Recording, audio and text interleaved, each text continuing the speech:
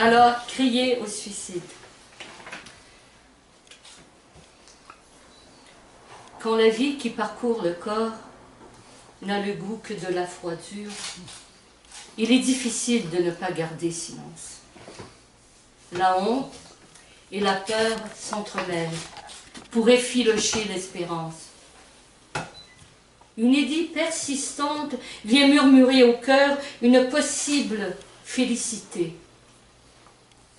Une indifférence se pose dans le regard qu'on essaie de camoufler.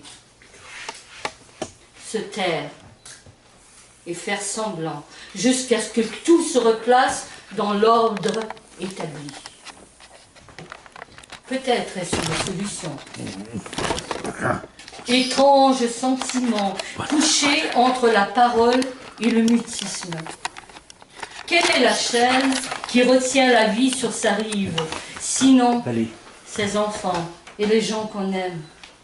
Pourquoi cette idée que le dernier voyage pourrait être la seule issue, sinon parce qu'en soi, la vie ne tremble plus? Le plaisir est disparu. La grâce s'est éloignée. C'est presque le néant. Ce n'est même plus une souffrance, c'est le rien, le vide. Même l'amour pour les autres s'efface. C'est là qu'arrive le danger. Et c'est là que l'alarme ne sonne plus. Leur route aura été trop longue. Mais il reste suffisamment de conscience pour lutter et gagner la bataille. C'est une première. Et je commence à peine à comprendre.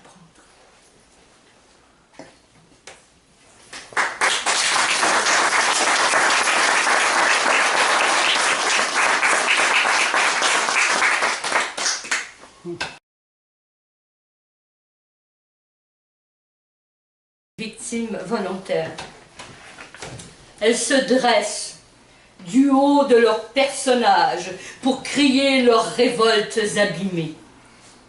Elles ont les mains qui tremblent de rage, les préjugés plein leurs habits cirés. Elles sont grandes, fortes et belles. Elles donnent raison à leurs gros mots, sans regarder sous les pierres,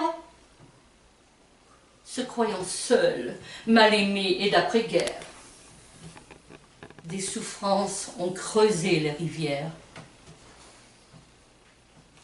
Dans l'espérance de ces gens sévères, plus jamais les rivages de sable ne seront partagés avec les aimables. Elles se croient seules, ensemble, avec elles-mêmes, sans se soucier des gens de la terre qui ont eu leur douleur de blasphème, sans éclabousser les gens de verre. Je voudrais vous aimer sans m'écorcher, mais vous me blessez avant de savoir. Je n'ai aucune chance de m'échapper du plus profond de ce vin d'égorgeoir.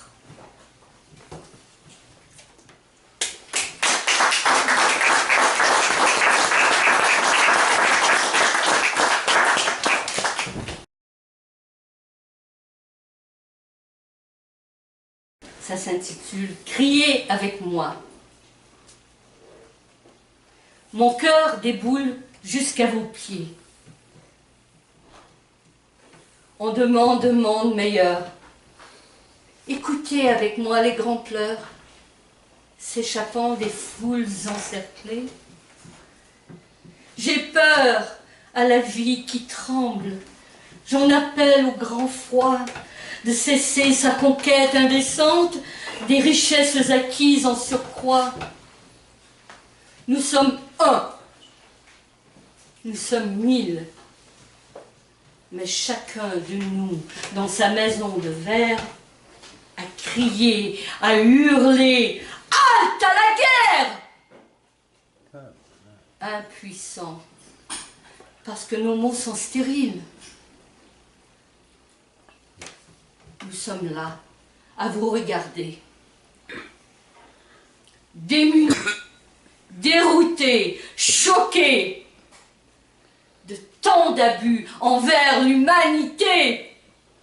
Je vous en prie, arrêtez et regardez.